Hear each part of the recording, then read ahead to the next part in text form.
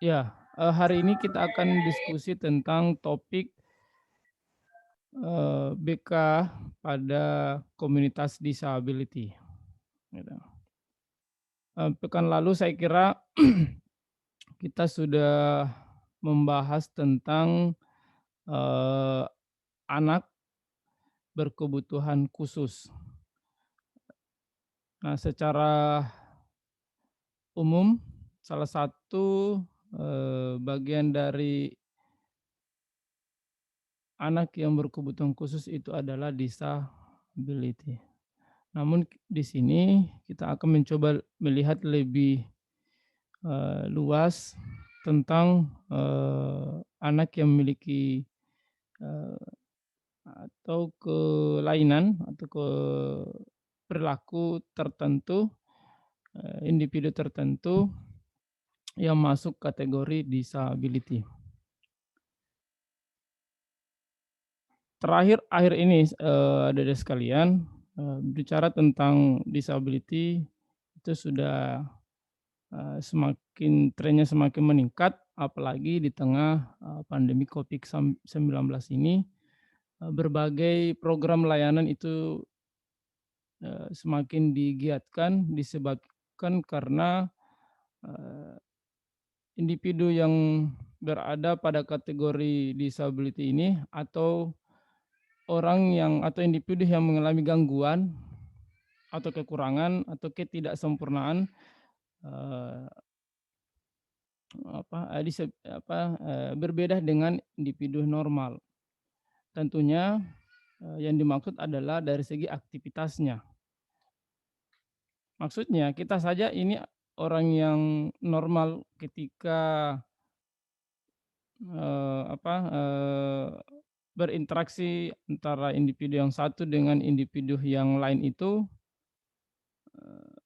di kondisi sekarang masih terkadang menemui berbagai permasalahan yang terkait dengan, interaksi kita dengan orang-orang di sekeliling kita, baik sebagai mahasiswa misalnya, ataukah orang yang sudah bekerja. Yang paling, yang paling sering itu ya ada terkait dengan kebiasaan kita yang baru, di mana harus menggunakan masker, kemudian tetap menjaga jarak, ya. Ini bukan sudah menjadi, tapi harus memang menjadi kebiasaan kita, yang di mana sebelum-sebelumnya tentu kondisi ini tidak pernah kita alami sebelum ada, Covid-19 ini. Namun sekarang setelah ada, kita harus melakukan, kebiasaan baru untuk menghadapi permasalahan, penyebaran Covid. Demikian juga pada, eee, individu yang masuk dalam kategori, disability atau disabilitas. Tentunya, hal ini sangat menjadi, perhatian kita semua dalam hal melihat keterbatasan fisik maupun non fisik dari individu yang bersangkutan. Apa itu layanan disability? Masih ada yang baru bergabung ya, saya invite dulu. Sudah absen ya semua di Zoom? Zoom oke? Absennya itu kalau tidak salah saya kasih waktu sampai jam 11, jadi tolong sebelum jam 11 itu sudah absen ya. Absen memangki supaya tidak ada lagi yang terlambat seperti kemarin, karena itu otomatis akan terhitung alfa kalau tidak. Bisa diakses, absennya ya? Bisa, Pak. Iya, Pak. Oh iya, bisa jadi. Oke, tunggu dulu. Ya, saya lanjut. Apa itu disabilitas? Jadi, dia adalah individu yang mengalami keterbatasan. Nah, keterbatasan tentunya yang dimaksud di sini dia tidak sempurna seperti kita, halnya, adik-adik sekalian, ya. Dari segi apanya? Fisik, ya, mulai dari ujung rambut sampai ujung kaki, dia mengalami keterbatasan fungsi. intelektual, mentalnya, sensoriknya, jadi cara-cara dia merespon dalam jangka waktu yang lama yang dalam berinteraksi dengan lingkungannya. Jadi tidak hanya sebentar, tapi memang keterbatasan fungsi itu agak lama. Jadi, dia di bagian daripada disability. Untuk berinteraksi dengan lingkungannya, temannya, saudaranya, sahabatnya, termasuk juga tadi yang saya maksud, pekerjaan yang atau aktivitas yang dia jalani. Dapat mengalami hambatan dan kesulitan untuk berpartisipasi secara penuh atau berpartisipasi secara efektif seperti manusia normal. Jadi dia punya keterbatasan di segi itu. Namun tetap sebagai warga negara, sebenarnya dia memiliki kesamaan hak dengan kita sebagai manusia yang normal atau individu yang normal yang lainnya. Jadi tidak ada bedanya dari segi hak dan kewajibannya atau apa-apa yang perlu dilakukan dari individu yang bersangkutan. Makan, berpakaian, berkomunikasi, mencari teman, bersahabat, belajar seperti Anda ya, maksudnya bersekolah ya, SD, SMP, sampai kuliah, termasuk juga mendapat pekerjaan. Itu juga tetap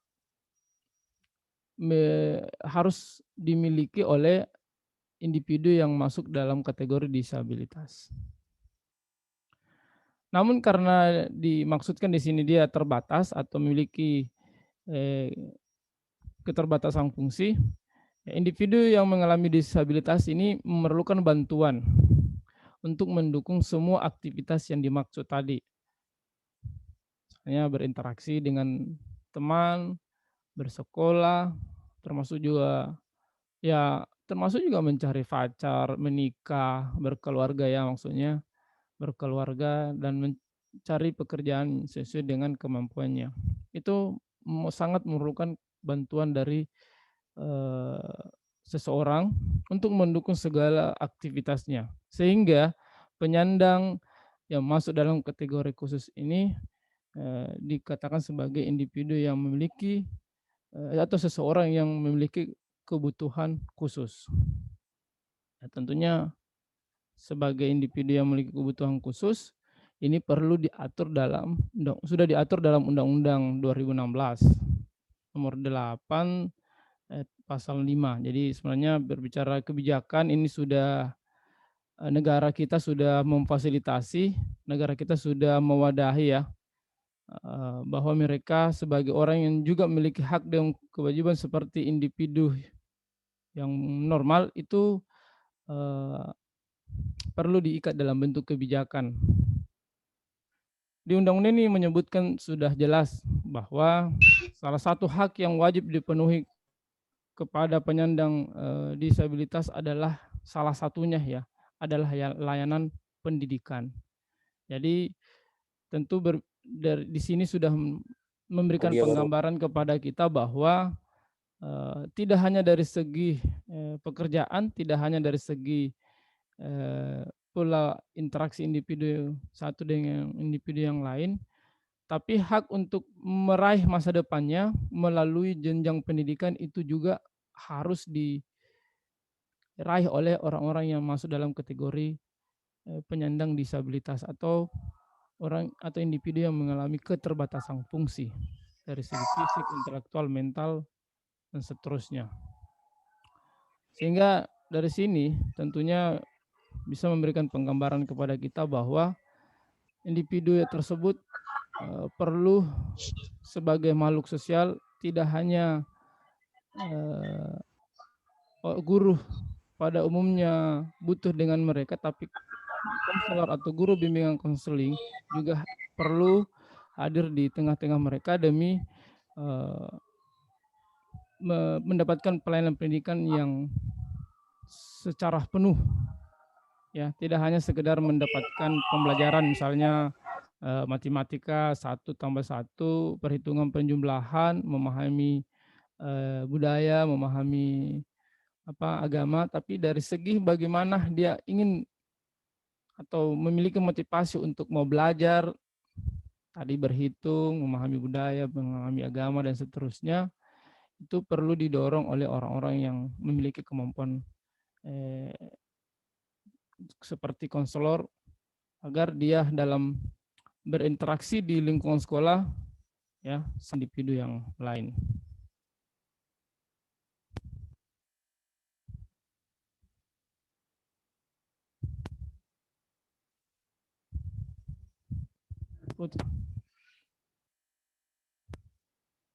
Terus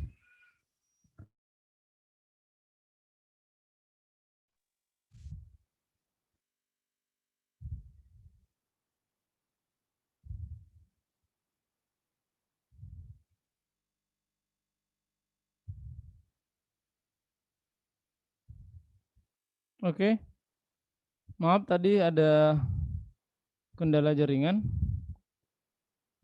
Kembali terdengar suara saya, ada di sekalian?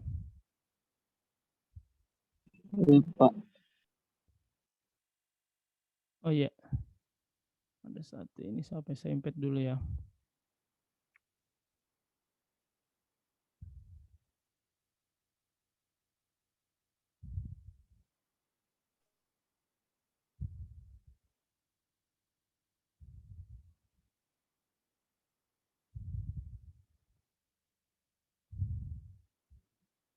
Oke, ya. Sampai di mana? Jadi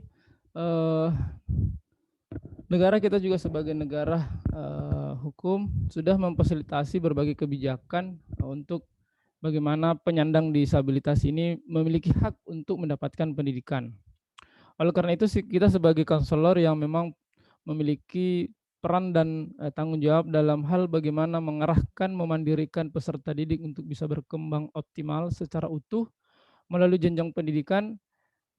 Tentu ini saling terkait satu sama lain. Nah, kalau demikian jenis layanan yang seperti apa yang saya share dulu, terputus ya. Nah, oke.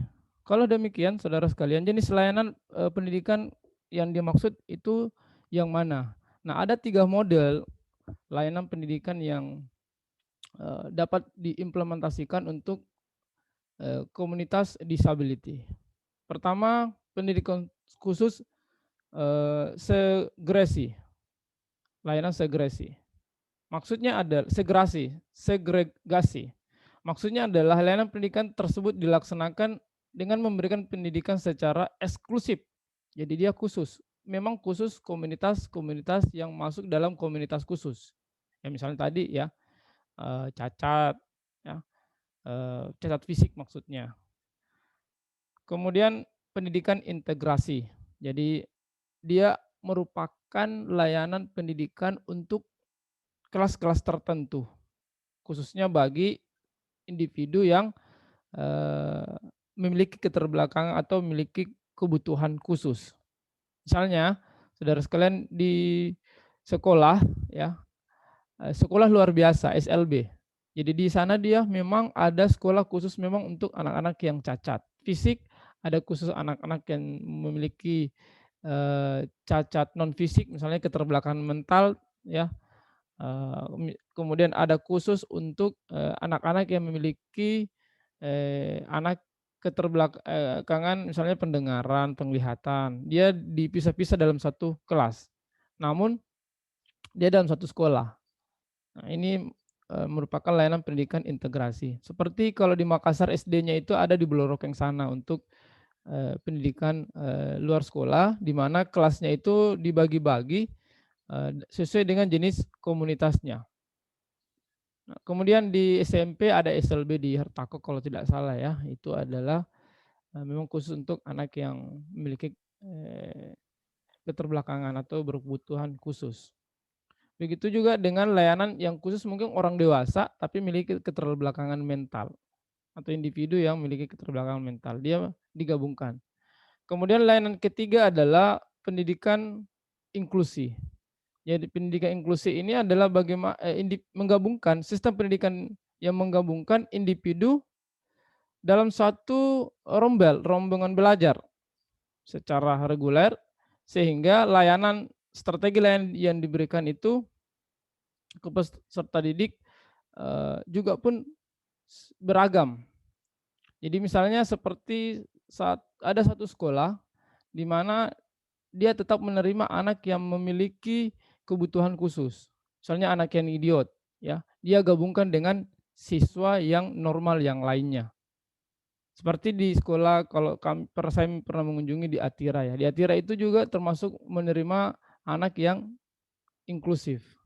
Jadi dia gabungkan dalam satu kelas anak-anak yang masuk kategori berkebutuhan khusus, anak yang cacat. Dia tidak membedah-bedakan, dia tidak pisah-pisah gitu. Dia dan ada juga sekolah yang memang eee, satu kelas khusus anak yang memiliki keterbelakangan mental, satu kelas yang lain itu adalah kelas yang siswanya biasa-biasa saja. Jadi dia dalam satu sekolah gabung tapi sisa kelasnya yang dia bedakan. Nah, 3 jenis model layanan ini saya kira merupakan layanan yang sangat mendukung dalam hal bagaimana memfasilitasi anak yang memiliki atau individu yang memiliki disabilitas. Ataukah ada layanan yang di mana dibuat oleh masyarakat, kalau kemarin kita berbicara non formal ya, dia masuk di kategori khusus segregasi, di mana layanan itu memang dia khusus untuk menangani anak yang berkebutuhan khusus atau individu yang berkebutuhan khusus. Seperti di Kementerian Sosial di Veteran itu ada, di sana itu memang khusus untuk anak yang memiliki keterbatasan fisik gitu. Sehingga jenis layanannya fokus ke sana, khususnya layanan bimbingan konseling fokus ke layanan anak atau individu yang memiliki keterbatasan fisik. Bahkan banyak lembaga-lembaga non pemerintah, lembaga LSM atau yayasan-yayasan yang fokus ke dalam program-program pendidikan disabilitas ini. Jadi dia buat komunitas khusus, kemudian kelompok khusus, yayasan memang fokus ke sana dan memberikan pelayanan bagaimana individu tersebut bisa mendapatkan pendidikan yang setara dengan pendidikan eee, individu yang lainnya. Dengan tentunya eee, jenjang pendidikannya atau usia dari individu itu beragam. Jadi misalnya ada individu yang sudah besar ya, tapi dia masih butuh misalnya belajar, membaca, berhitung, dia dipisahkan dengan individu yang tidak sudah tahu, jadi dia khusus orang tua tapi memiliki masuk kategori disability. Jadi banyak dan saya kira eee, hal-hal ini bisa menjadi salah satu program-program yang bisa diintegrasikan dengan program layanan bimbingan dan konseling. Nah, kemudian di dalam layanan bimbingan dan konseling yang di mana kita memiliki tugas memandirikan sebagai upaya mengantarkan individu untuk bisa berkembang secara optimal, ada 4 layanan memang yang sudah jelas di program bimbingan dan konseling itu, mulai dari layanan dasar, kemudian layanan responsif, perencanaan individu, sampai dukungan sistem. Peran layanan bimbingan dan konseling diintegrasikan ke dalam 3 jenis layanan yang dimaksud tadi, mulai dari segresi, integrasi, dan inklusif. Jadi dia diintegrasikan masuk ke dalam layanan. Sisa nanti saudara sekalian, jenis komunitasnya yang kemudian dihadapi di dalam kategori disabilitas tadi itu. Di mana? Misalnya tunarungu, tunadaksa ya. Tentunya dari jenis disabilitasnya itu kan sudah berbeda, sehingga jenis layanan mulai dari layanan dasar, respons sampai ke dukungan sistem pun itu setidaknya ada hal yang membedakan. Nah nah ini adalah komponen program layanan kita ya saudara sekalian. Jadi secara prinsip layanan ada 4 hal yang mendasar perlu ada dalam kegiatan program bimbingan dan konseling. Nah, namun dilihat dari saya fokus ke layanan dukungan sistem, khususnya di pengembangan sistem manajemen. Karena di dalam layanan individu yang masuk kategori atau penyandang disabilitas ini sistemnya agak berbeda dengan individu yang biasanya. Khususnya dia masuk dalam kategori pendidikan inklusif. Karena dia dikolaborasikan dengan siswa yang normal, sehingga memberikan dampak pelayanan manajemen sistem yang diberikan kepada mereka itu perlu melibatkan orang lain. Artinya yang dimaksud di sini adalah kolaborasi yang sangat, ya saya input dulu, kolaborasi yang sangat diperlukan di sini antara konselor, guru, kepala sekolah misalnya, atau pimpinan dari lembaga tersebut, dan orang tua dari individu yang masuk dalam kategori penyandang disability. Ini sangat, dukungan sistem ini sangat besar pengaruhnya, ya, dibanding dengan sekolah-sekolah yang tidak masuk dalam kategori disabilitas atau sekolah-sekolah yang normal. Jadi dia memang memerlukan pola kolaborasi. Sebentar kita lihat di mana yang diperlukan itu. Ya. Nah, di Permendikbud Triple One 2014, jenis layanan yang dimaksud itu salah satunya melalui jenis konsultasi. Jadi di dalam dukungan sistem itu, layanan konsultasi ini perlu dilakukan dengan mengintegrasikan atau dengan mengkolaborasikan jenis orang-orang yang ada di lembaga tersebut. Jadi misalnya ketika kita ingin konsultasi atau memberikan pelayanan konselor kepada anak yang memiliki keterbelakangan fisik misalnya, ya, ataukah dia masuk kategori keterbelakangan mental, idiot. Salah satu ciri idiot itu dia takut pada orang-orang yang baru dia kenal. Kalau dia tidak agresif, dia malah justru diam. Jadi ada gangguan komunikasi di situ. Nah, ketika ini tidak didampingi oleh guru atau orang tua atau orang yang dekat dengan mereka, tentu pelayanan konseling dalam hal memberikan pelayanan konseling kepada individu tidak berjalan dengan baik. Makanya perlu ada konsultasi sebelumnya, pelaksanaan sampai ke dalam setelah proses layanan konseling itu selesai. Jadi tindak lanjutnya, apakah ini bisa ada pertemuan selanjutnya atau tidak, ya, atau juga sampai di sini, ataukah justru layanan kita cukup diberikan kepada guru di kelasnya atau wali kelasnya istilahnya, ya, yang mendampingi dari individu yang memiliki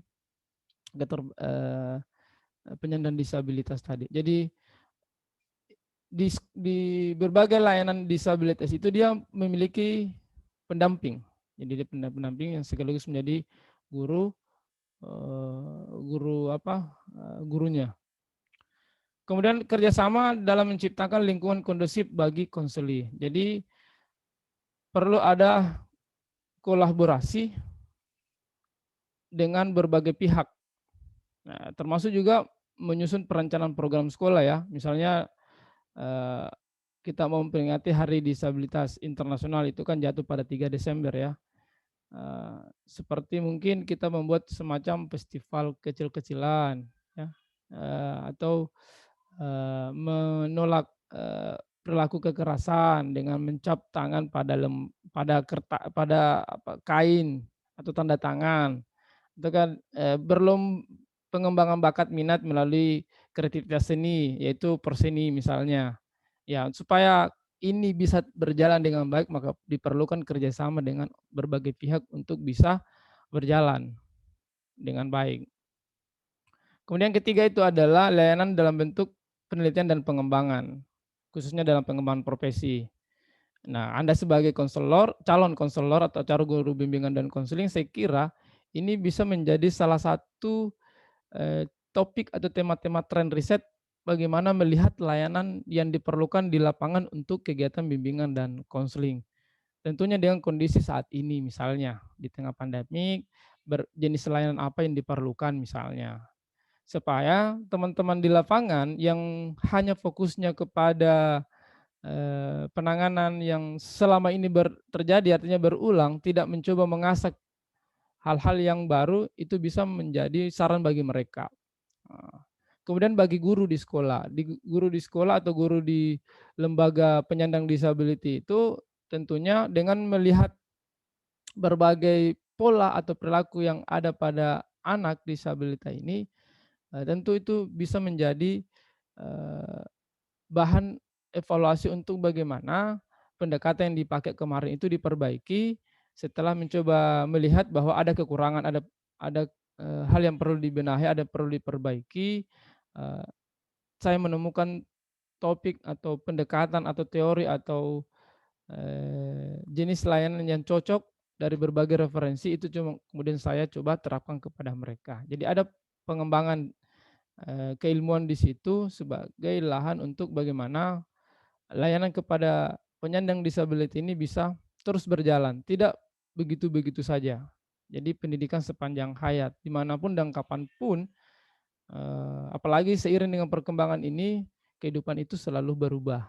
Ya, ada proses evolusi di dalamnya, sehingga saya kira berbagai permasalahan itu pun juga akan hadir dengan keunikannya. Oleh karena itu, riset dan pengembangan profesi kita itu sangat diperlukan hadir dalam melihat berbagai fenomena yang terjadi. Lanjut S2, lanjut S3, lanjut profesi konselor, atau kalau mau mendalami tentang komunitas khusus ini. Ada yang mau lanjut S2 di program pendidikan luar sekolah misalnya atau PLB, atau masuk di psikologi komunitas misalnya.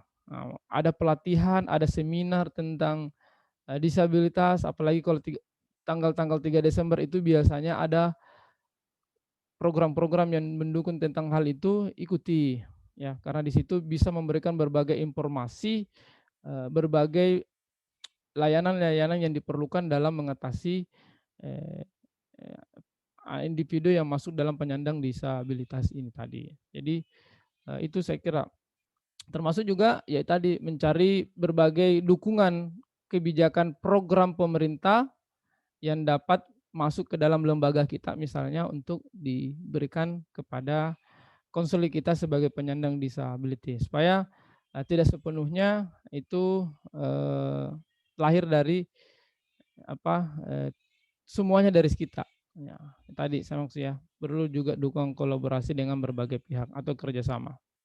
Nah, oleh karena itu yang mana-mana saja ya, yang mana-mana saja yang masuk dalam penyandang disabilitas tadi agar program atau layanan yang kita berikan itu sesuai dengan yang diharapkan. Nah, oke, saya screenshot dulu, mudah-mudahan kelihatan. Nah, Undang-Undang 2019 nomor 70 tentang penyandang disabilitas itu sudah mengkategorikan berbagai jenis penyandang. Nah, sebenarnya ini beberapa istilah banyak yang sudah kenal, banyak yang sudah baca, banyak yang sudah tahu. Nah, coba saya ingin ya silakan diaktifkan speakernya. Coba dilihat ya, kira-kira dari istilah ini dia masuk. Oke, saya screenshot mana ya? Ya, ada namanya tunanetra. Kalau tunanetra ini masuk yang di mana dimaksud? Dia kelainan apa dia kalau tunanetra? Penglihatan. Apa? Tidak jelas. Penglihatan, Pak. Oh iya. Jadi dia kelainan pada pandangan atau penglihatan. Ada keterbatasan pada penglihatan, buta ya. Termasuk saya ini minus, pandangan jauh saya itu kurang bagus.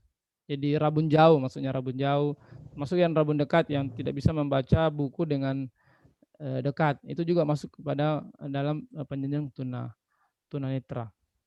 Ataukah justru buta total, jadi tidak bisa melihat apa yang dia apa yang ada di depannya.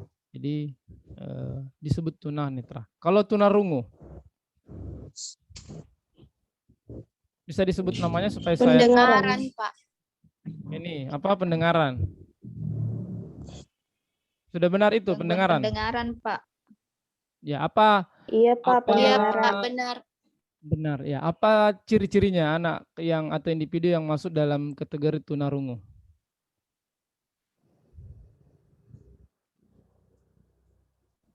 Tidak bisa berbicara, Pak. Tidak bisa berbicara.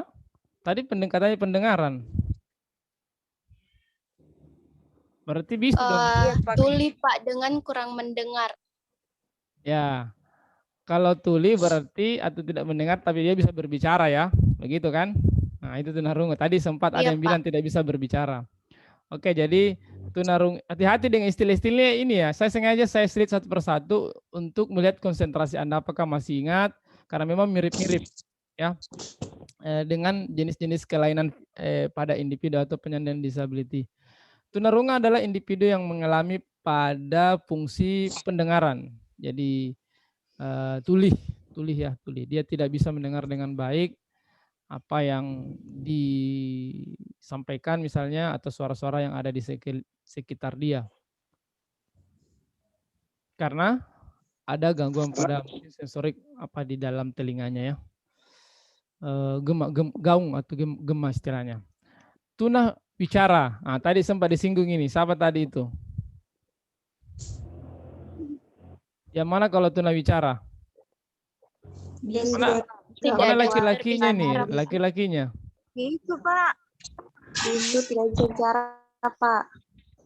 Tidak bisa bicara, yang sering kita dengar sebagai individu yang bisu ya, bisu, gangguan bicara.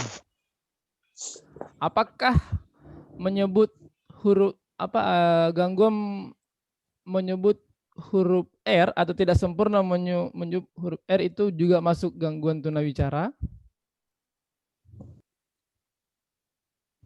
Cadel Pak. Hah? Atau ada ya di kelas ini yang susah? Tidak ya, ya tidak. Tapi yang Nosi itu memang dia tidak jelas dalam menyebutkan kata, apalagi kalimat atau berbicara dalam bentuk komunikasi langsung kepada orang. Ya, gangguan itu masuk dalam kategori tuna bicara.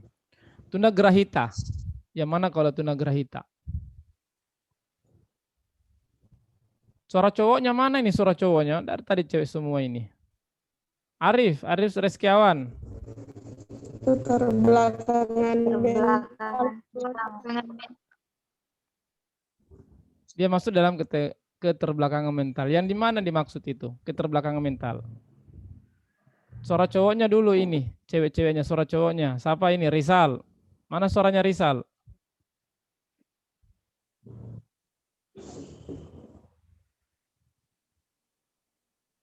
Mana suara cowoknya ini?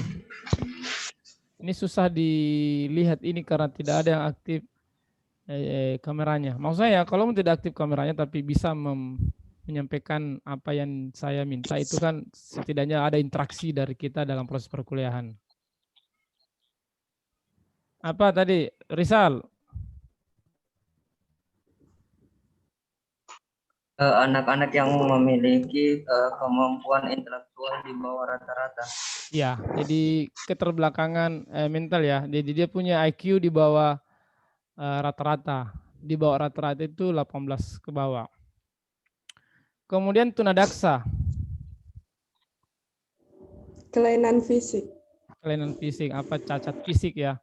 Nah ini kemarin ada waktu permainan kuis itu yang kahut, saya kasih tambah satu tuna wisata, ada yang pilih dia masuk kategori penyandang dia menganggap itu adalah kelainan berbicara. Aduh, hati-hati terkecoh ya. Mungkin yang dimaksud itu yang sempat dia baca karena cepat, oh tuna bicara mungkin ini. Tapi ternyata karena pengecoh kata dia itu adalah tuna dikasih tuna wisata. Mana ada tuna wisata?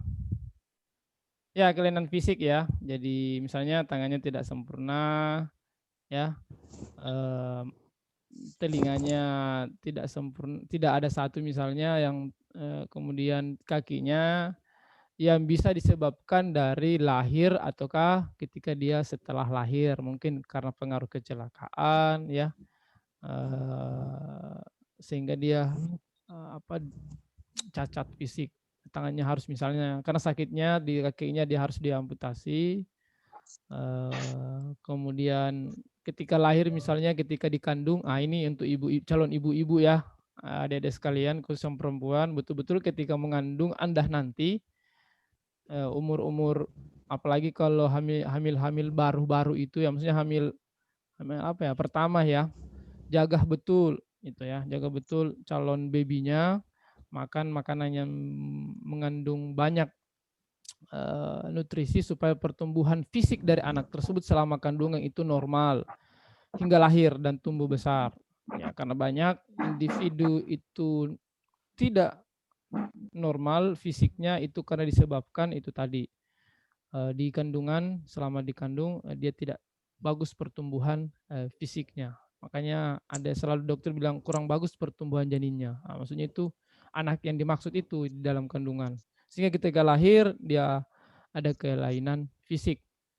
Jadi hati-hati makan makanan-makanan yang dimakan itu banyak pantangannya, khususnya mengandung zat kimia, itu tidak cocok. Jadi makan makanan yang betul memenuhi nutrisi dari anak, kandungan dari si anak tersebut. Kemudian yang lahir normal ya seperti Anda semua, jagalah diri Anda ketika bepergian supaya tetap tumbuh besar sampai kita meninggal itu tidak ada catat-catat fisik. Gitu ya. Termasuk saya ini kayak kacamata. Ini juga kan termasuk kategori cacat fisik. Mata saya kalau jarak 50 meter itu sudah mulai rabung ya. Sehingga kalau saya ketemu mahasiswa adik-adik sekalian di kampus, kalau dari jauh kalau apa saya tidak bisa melihat secara jelas mukanya kalau tidak pakai kacamata. Nah, gitu makanya harus pakai kacamata. Yang sampai ketemu, Pak Ilham sombongnya sana, ada kusapa ku naiki tangannya tidak nasahut-sahut kah? Mungkin karena saya tidak lihat ya dengan baik ya gitu. Kemudian tuna laras. Ini bukan sepatu laras tapi tuna laras. Apa itu? Ini siapa yang mau menjawab ini? Hambatan dalam mengendalikan emosi. Oke. Yang lain? Tidak mampu mengontrol emosi. Apalagi? Emosi, jadi gangguan emosi ya tadi kedua orang itu.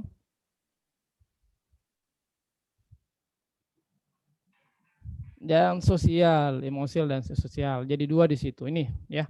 Hambatan dalam mengendalikan emosi dan kontrol sosial. Individunya itu dia apatis, ya, cuek jadi orang, sulit bergabung ke kelompok-kelompok yang ada di lingkungannya. Makanya anak ini kadang biasa terisolir. Tidak mau disaingi termasuk juga ya. Ada istilahnya neurotic behavioral. Jadi kadang dia suka sakit hati orang begini. Cemasnya tinggi, suka marah-marah dan agresif. Nah, hati-hati. Siapa tahu di kelas ini ada yang masuk tuna laras. Berarti Anda termasuk penyandang disability. Bahaya, hati-hati ya. Tapi mudah-mudahan semua dapat mengontrol emosi dengan baik sehingga tugas-tugas kuliah, tugas-tugas pekerjaan yang lagi apa ini yang yang Anda lagi MB yang Merdeka Belajar di mana itu ya, dinas sosial ya, yang ada di dinas sosial bisa menghadapi anak-anak yang memiliki keterbelakangan mental itu dengan baik, karena itu tadi terkadang menghadapi mereka itu butuh kontrol emosi yang baik pula, khususnya kesabaran, khususnya sabar supaya kita bisa memberikan pelayanan konseling dengan baik kepada konseling kita di dinas sosial. Berapa orang ini? Semua rata-rata ya di dinas sosial? Program Merdeka Belajar ya di kelas ini. Ini Afrizal kayaknya ini bajunya di belakang ini. Sama siapa ini Afrizal? Di lokasi ini ya? Sama ya Pak. Ya. Apa lagi saya bilang tadi? Di lokasi ini ya, Merdeka Belajar. Di mana dinas sosial atau di mana lokasinya? Di DP3A Goa. Oh, DP3A Goa. Ya. Nah itu salah satu bentuk implementasi dari mata kuliah kita ya sudah berhubungan dengan anak-anak yang memiliki keterbelakangan atau masuk komunitas khusus. Baru atau sementara observasi? Iya Pak. Oh iya, sukses ya di sana ya. Nah, nanti mungkin kita akan sharing di perkuliahan online ini, adik-adik yang sudah menghadapi atau berinteraksi dengan orang-orang dari berbagai jenis disabilitas ini dengan pengalaman teman-temannya yang lain mungkin di tempat yang lain.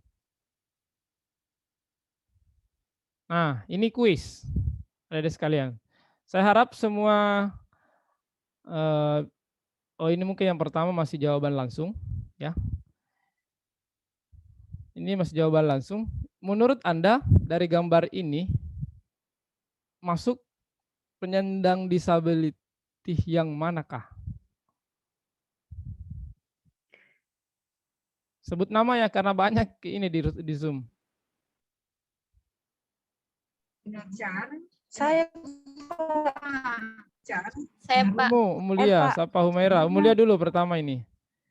Dari gambar ini masuk kategori penyandang apa?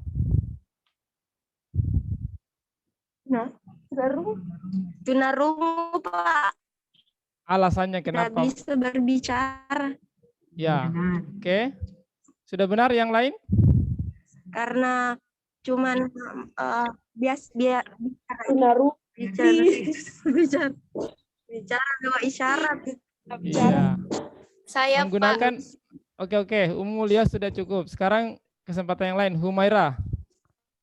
Siapa lagi? Dian ini Dian. Dian kalau Kumalasari. Ya oke lah, Humaira lah kalau begitu. Lanjut. Benar, Kak. Kalau saya Pak, menurutku termasuk tunawicara. Oke. Karena dia memakai apa itu untuk berkomunikasi menggunakan tangan begitu Pak. Bahasa Oke. isyarat. Itu bahasa isyarat. Iya, bahasa isyarat. Betul. Ada yang tahu itu nama bahasanya, nama keterampilan bahasanya apa? Saya kasih kisi-kisi di depannya B. Ayo, yang lagi merdeka belajar, sudah pernah menghadapi anak-anak yang masuk kategori itu, sehingga dia harus menggunakan komunikasi menggunakan tangan yang apa? Ini huruf apa? C, ini huruf A misalnya gitu ya, gitu ya. Bahasa Bindo. Namanya itu apa? Broiler ya, namanya bahasanya menggunakan tangan dalam berbahasa. Ya ini masuk kategori tunarungu. Jadi hambatannya terkait dengan fungsi pendengaran. Jadi karena dia tidak bisa mendengar ya ketika kita berbicara, maka dia harus menggunakan tangan untuk bisa menyampaikan pesan-pesan yang kita berikan kepada konseli yang masuk kategori tunarungu. Jadi dengan menggunakan bahasa isyarat tangan atau tunarungu. Biasa juga menggunakan gambar, ya kan, atau menggunakan justru tulisan. Termasuk juga mungkin bisa dikategori. Kalau dari gambar memang bisa juga masuk kategori tadi bicara, sehingga kita menggunakan tangan tunawicara. Ya. Nah, disebut apakah ini? Coba dilihat dari jenisnya. Ya, wah sudah ada kayaknya yang tadi sempat singgung. Disebut apakah ini? Saya Pak. Oke. Jenisnya, jenis ciri-cirinya. Saya. Siapa tadi itu? Sebut nama Ki. Karena Zoom saya kecil. Nur Fadila Heri Kusuma. Oke, Fadila. Ini dilihat dari Nur ciri-cirinya. Fadila, Pak. Fadila. Masuk kategori apakah ini? Tunagrahita. Tunagrahita. Apa itu? Iya. Yang memiliki keterbelakangan mental, intelektualnya di bawah rata-rata. Ya. Yang lain sudah benarkah menurut Fadila? Ada pendapat lain? Benar, apa tadi? Pak. Tunagrahita. Benar ya. Jadi individu Benar, yang masuk Pak. kategori Benar Pak. Benar ya. Oke. Individu yang masuk kategori tunagrahita itu di bawah rata-rata tadi sempat disinggung ya, siapa tadi itu. Memiliki IQ di bawah rata-rata sebelum berusia 18 tahun. Ini menurut WHO. Jadi usia SMP ya. SMA masih 18 tahun ya? Ya SMA ya sudah 18 tahun atau sudah kuliah ya? Pokoknya SMP, SMA lah paling tuanya itu banyak anak-anak yang memiliki jenis keterbelakangan ini. Termasuk juga mungkin masih ada di perguruan tinggi atau sudah mahasiswa, tapi itu menurut WHO sudah kurang, sudah bisa IQ-nya sudah bagus, kalau bukan rata-rata sudah meningkat dari di bawah rata-rata. Kemudian dapat diukur dengan menggunakan alat tes. Ya, alat tesnya ini sudah masuk wilayah asesmen tes ya. Nah, di situ banyak jenis-jenis alat tes yang dapat mengukur kemampuan tes anak yang masuk penyandang disabilitas tadi, khususnya terkait dengan tunagrahita tadi, kategori tunagrahita tadi, atau keterbelakangan intelektual itu kecerdasannya. Gejala utama itu adalah sulit berpikir atau sulit memahami. Nah, ini yang paling banyak ditemui teman-teman di sekolah, gitu ya. Jadi sulit memahami materi yang diajarkan oleh guru di kelas. Lambat loading istilahnya ya, lambat loading.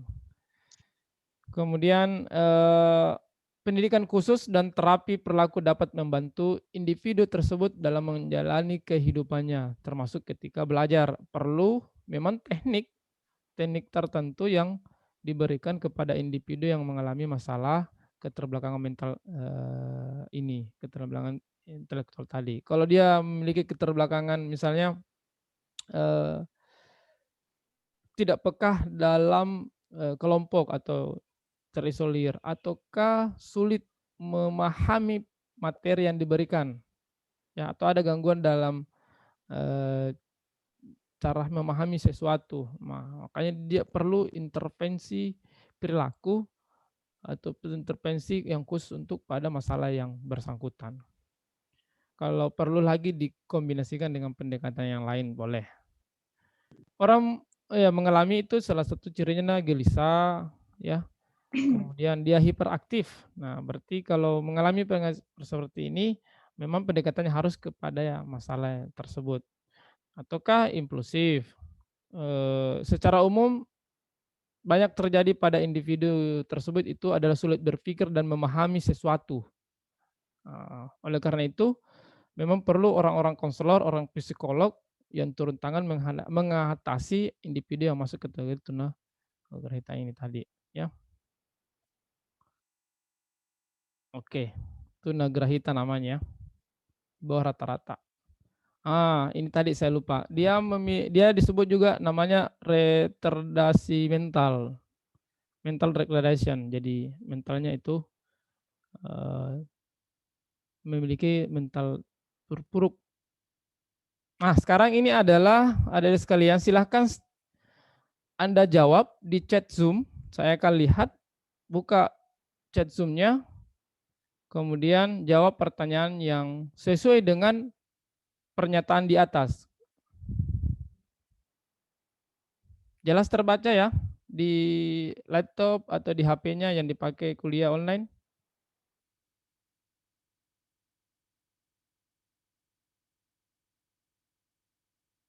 Jelas? Halo?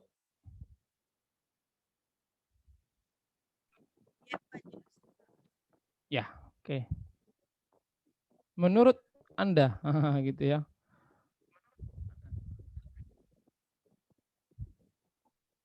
Saya kasih 1 menit untuk menjawab, baru 8 orang.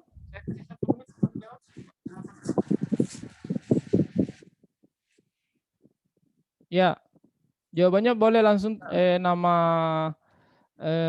penyandang disability-nya bisa pakai nomor 1, 2, 3 ya. Tunadaksa nomor, berarti bisa juga pilih nomor 3 atau langsung tunadaksa, tunawicara, tunadaksa. Sambil menjawab, saya bacakan saja. Kondisi di mana terjadi ketidakmampuan anggota tubuh untuk melaksanakan fungsinya disebut karena kelainan otot. Nah, ya.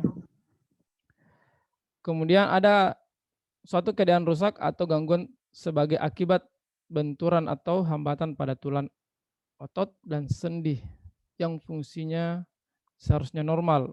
Maksudnya sendi-sendi tangan dia fungsi normal ke atas, ini tidak bisa lagi. Kondisi ini disebabkan karena penyakit misalnya, seperti penyakit stroke ya, itu karena fungsi sarafnya tidak normal lagi, terkadang fungsi kaki untuk melangkah itu tidak sempurna lagi, fungsi tangan untuk mengangkat itu tidak mampu lagi, ya. Termasuk juga berbicara, itu juga sangat mempengaruhi pada fungsi berbicara orang-orang yang memiliki, fungsi saraf. Nama penyakitnya apa ya? Stroke ya, stroke. Nah, stroke, gitu. Ataukah justru bawaan lahir ataukah kecelakaan, nah gitu. Kalau stroke itu Pak, ya usia-usia 35, 40 ke atas, sudah mulai, ya mungkin 40 ke atas rata-rata ya, kalau kita rata-ratakan sudah mulai mendatangi individu yang bersangkutan, sehingga harus waspada terhadap pola hidup, khususnya dari segi pola makan. Nah, gitu ya. Makanya itu harus hati-hati. Nah, di sini belum ada ya usia 40 tahun. Nah, tapi ini perlu sebagai edukasi lebih awal. Hati-hati kita di usia itu karena sudah banyak terjadi di lapangan individu yang masuk kategori tunadaksa khususnya gangguan saraf itu tidak bagus lagi. Oke, rata-rata menjawab tunadaksa. Tidak ada yang mau jawab tunangan?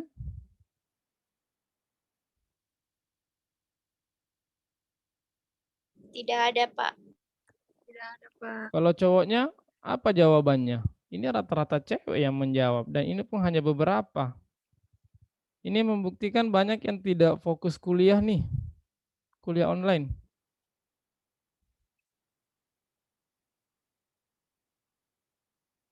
Iya, fokusnya kemana ini? Biar Anda pun tadi ada yang di jalan, saya senang nggak apa-apa, karena tetap mendengarkan apa yang kita diskusikan, gitu ya. Haslina ingin bertanya, boleh silahkan. Ini yang lagi resain. Silakan diaktifkan mic-nya ketika ada yang ingin disampaikan.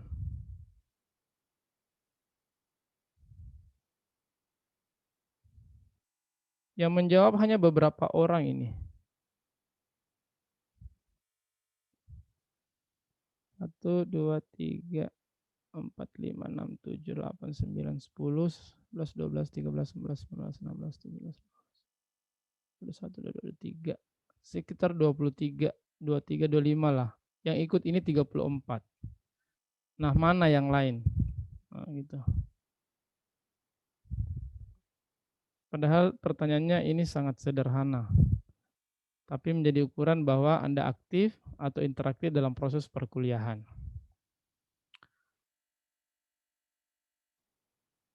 Oke, jelas ya? Jawabannya adalah tunadaksa.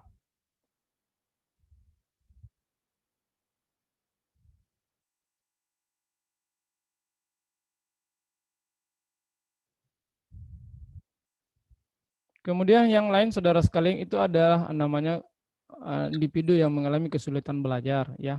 Dia juga bisa dikategorikan RETA, tapi dia lebih kepada penggolongan anak-anak yang memiliki kesulitan dalam proses belajar, susah menghafal, susah memahami pembelajaran, ya, termasuk juga sering mengganggu teman-temannya atau justru dia yang susah diganggu, tidak bisa mengatur waktu, ya, tidak dapat mengerjakan tugas dengan tepat waktu atau selalu terlambat, tidak disiplin, ya, dan sebagainya. Ini termasuk juga individu yang masuk kategori disabilitas.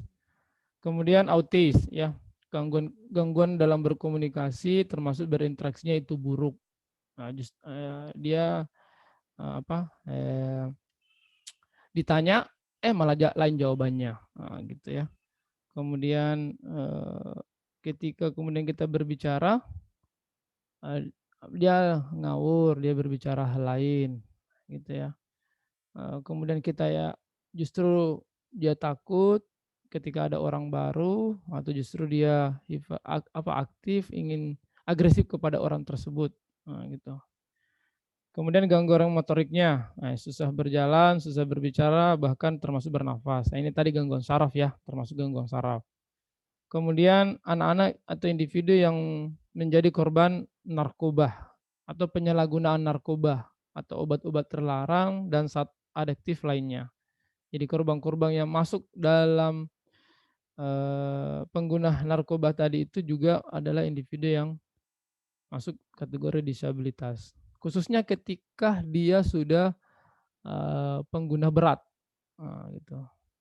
Nah, di situ sangat diperlukan penanganan khusus oleh orang yang punya kemampuan dalam hal penyandang disabilitas, karena kadang kalau ya apa istilahnya, dia ingin sekali mau menggunakan alat narkoba itu tapi tidak ada, terkadang dia gemetar, keringatan dan seterusnya. Sehingga perlu pendekatan perubahan perilaku untuk merubah kebiasaan-kebiasaan yang dia lakukan supaya tidak mau lagi menyentuh dan menggunakan zat-zat terlarang tersebut. Kemudian ada namanya tunaganda. Nah, tunaganda ya. Jadi dia individu yang punya 2-3 kelainan. Jadi dia misalnya cacat fisik, cacat mental juga, cacat ada kelainan mental juga. Jadi dua-duanya ada pada anak tersebut. Sehingga ini juga sangat perlu penanganan khususnya dalam kalau dia siswa ya tentu penanganan dalam proses belajarnya. Ketika individu yang bekerja, individu yang besar tidak sekolah, berada di masyarakat, tentu hubungan atau kondisi sosialnya yang perlu diperbaiki agar dia mau sekolah dan sebagainya. Dan ini sangat membutuhkan bantuan-bantuan dari konselor, psikolog atau orang-orang yang banyak bergelut di bidang keilmuan disabilitas. Nah, bagaimana model layanan bimbingan dan konselingnya untuk meningkatkan atau mengatasi individu yang masuk kategori penyandang disabilitas? Sebenarnya dalam konsep perumusan layanan ya tentunya tetap mengacu kepada 4 ya, mulai dari perencanaan, pengorganisasian, pelaksanaan dan evaluasi tetap kita utamakan ya. Jika dilihat dari perencanaan, tentu segala bentuk program itu lahirnya dari asesmen, baik bentuknya tes maupun non-tes, sesuai kebutuhan yang ada dari jenis penyandang disabilitasnya. Disesuaikan, ini fleksibel.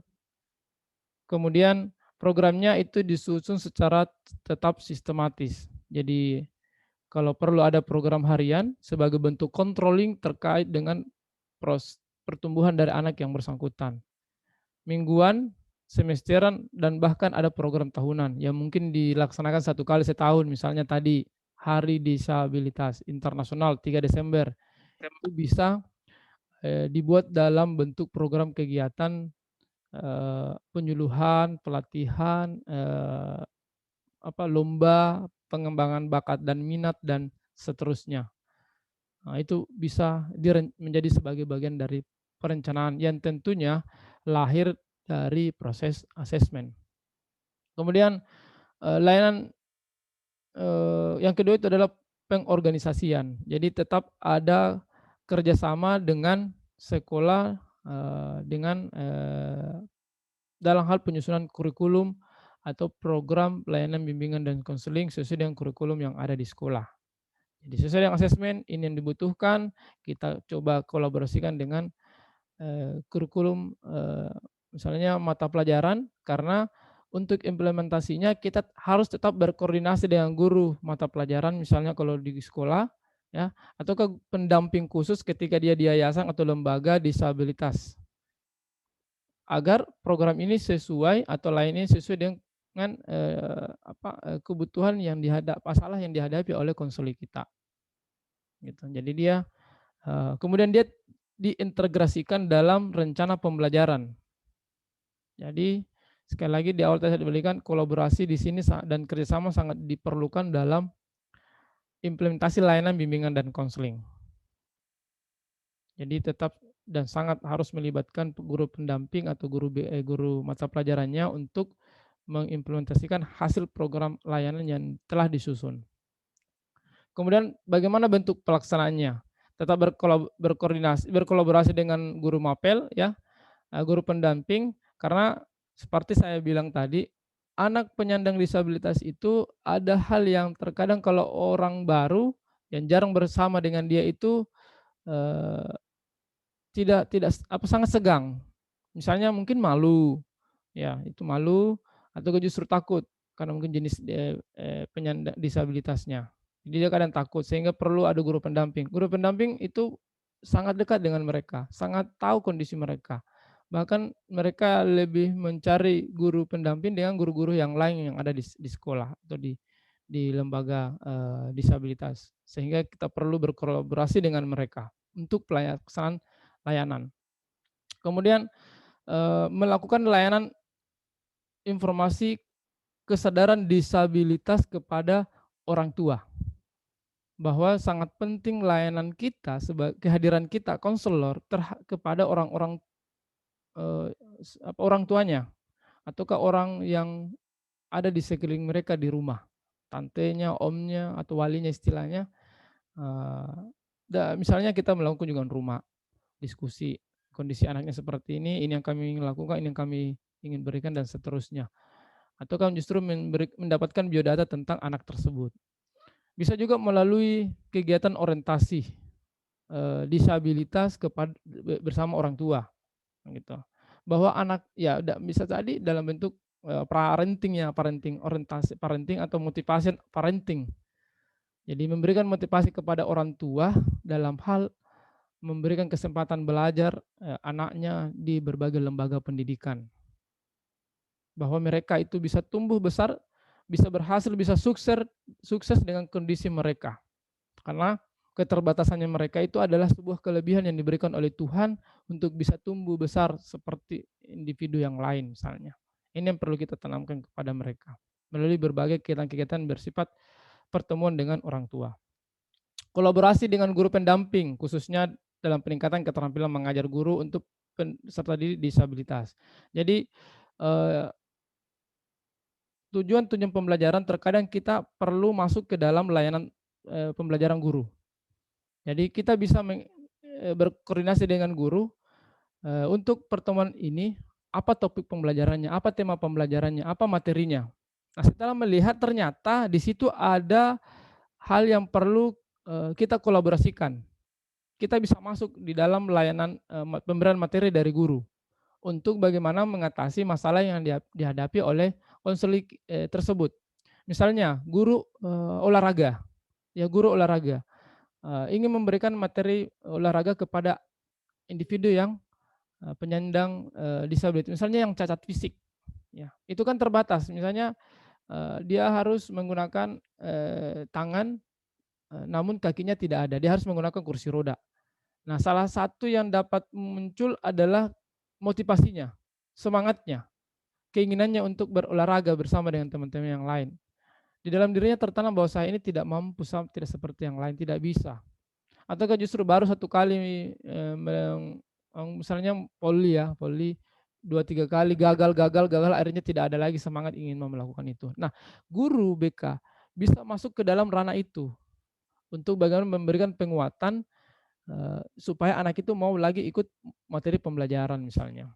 Anak yang susah memahami sesuatu, guru mata pelajaran matematikanya misalnya sudah berapa kali dia berikan tips dan strategi untuk belajar.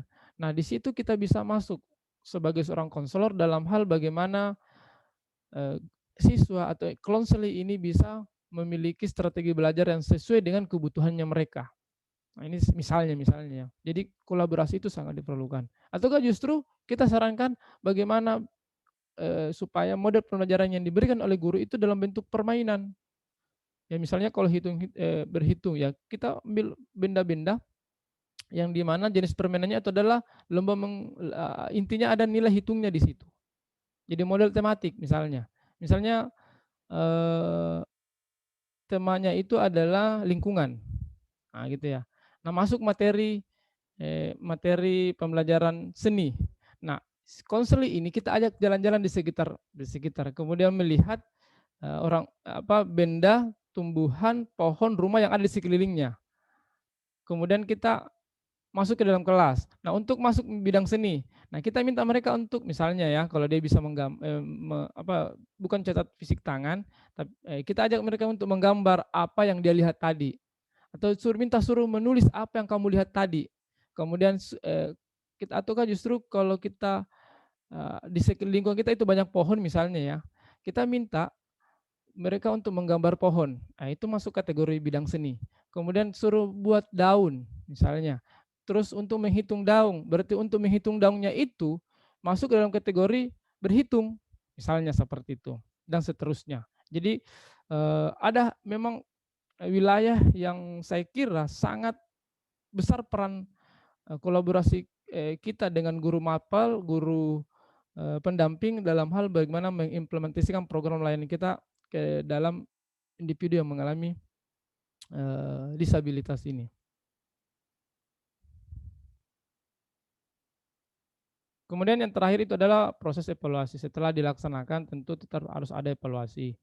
Ya, melaporkan kegiatan yang telah dilaksanakan, baik ke pimpinan tertinggi di lembaga atau di sekolah misalnya, di kepala sekolah. Seperti ini yang tadi teman-teman di dinas sosial, mungkin kegiatan Anda nanti itu setelah Anda berada, berapa lama di sana?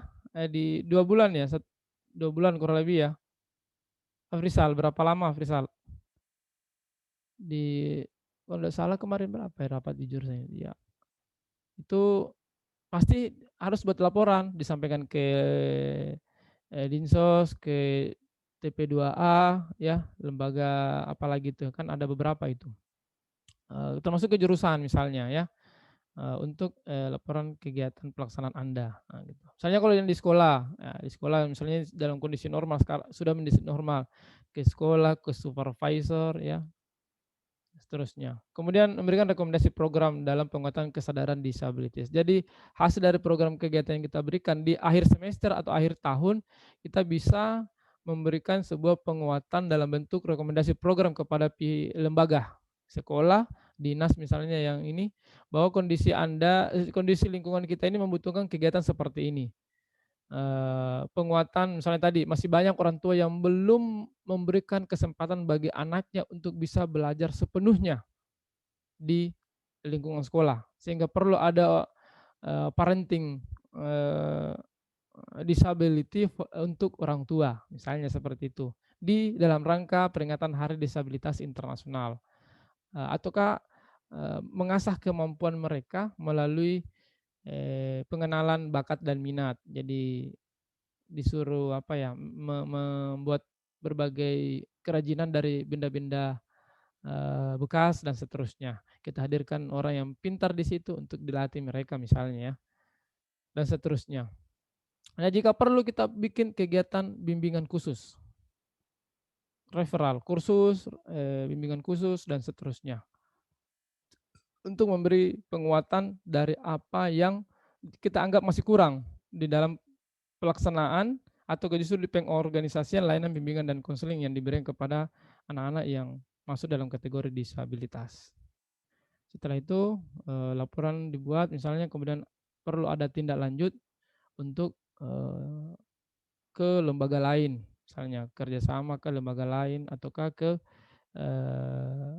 sekolah ataukah ya istilahnya apa ya, alih tangan kas, bukan alih tangan kas tapi menghadirkan orang-orang yang betul-betul berhasil untuk bagaimana program selanjutnya itu bisa lebih baik dari yang sebelumnya. Ya, saudara sekalian, seiring perkembangan ada beberapa aplikasi teknologi informatika. Ini juga karena kebetulan saya penanggung jawab mata kuliah TI ya, TI yang dapat membantu dalam layanan penyandang disabilitas. Jadi sekarang itu sudah banyak ada sekalian aplikasi yang dapat digunakan untuk bagaimana program-program layanan tadi itu bisa berjalan dengan baik. Salah satunya itu aplikasi penerjemah. Apa tadi kalau tunawicara ya, tunawicara. Ini bisa kita gunakan kepada individu yang mengalami gangguan komunikasi. Ya. Ini bisa dicari di Play Store. Jadi namanya itu Sing Interaktif, Sing Interaktif ya. Yang kedua itu yang apa? Cacat ya. Jadi cacat fisik khususnya menggunakan roda. Jadi sudah ada aplikasi semacam map untuk membantu penyandang disabilitas itu tadi kemana rute yang dia mau jalani. Nah, gitu. Jadi ini bisa dijadikan sebagai alat untuk dia bisa tahu di tempat-tempat ini eh, tersedia, kemudian jalur ke sananya itu bisa melalui lewat sini seperti Maps lah. Oke, kemudian apa ini? Sudah habis waktunya ya. Sedikit lagi ya.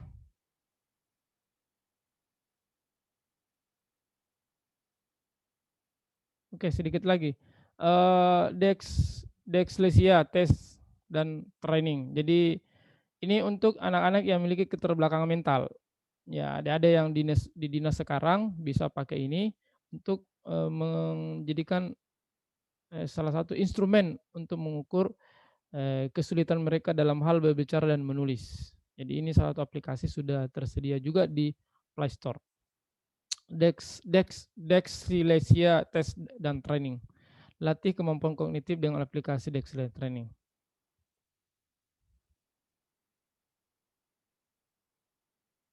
Kemudian ada namanya By Me Ace. Jadi aplikasi yang membantu untuk individu yang mengalami keterbelakangan pada penglihatan. Jadi kalau penglihatan buruk, nah ini bisa dijadikan sebagai alat untuk membantu mereka untuk memperbaiki penglihatannya dalam hal mencari berbagai literatur yang dibutuhkan. Untuk tunanetra, untuk membaca ya, hal-hal yang menarik ada ekspor namanya, jadi ini bisa juga kita pakai. Voice Dream Reader, bantu teman tunanetra untuk membaca buku-buku yang menarik. Jadi dia ceritanya di copy itu kalimat atau kata yang mau disampaikan. Nah ini akan nanti seperti menjadi apa ya, alat perekam. Jadi menyampaikan apa yang kita masukkan ke situ. Jadi sisa di copy paste kemudian diputar maka tersampaikanlah gitu, pada yang bersangkutan. Nah ini untuk Brailleage untuk membantu anak disabilitas dalam hal gangguan komunikasi. Tunawicara. Jadi huruf A, B, C, D, E dan seterusnya itu ada di aplikasi ini. Gitu. Jadi di Google sepertinya juga ada di Google Translate. Di Google Translate itu ada sisa di situ dipilih dia komunikasinya untuk apa. Nah, gitu ya. Aplikasi Braille mampu membantu untuk berinteraksi dengan penyandang disabilitas karena berfungsi mengajarkan bahasa Braille. Nah, di sini kita juga yang belum pernah belajar, di sini bisa kita pelajari. Jadi dia titik-titik tapi memberikan makna huruf alfabet. Oke, sampai di sini sementara ada pertanyaan saudara sekalian.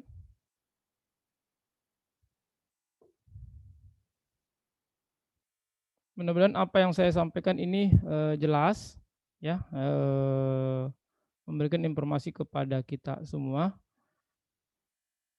dalam hal memberikan pelayanan kepada individu yang masuk kategori penyandang disabilitas.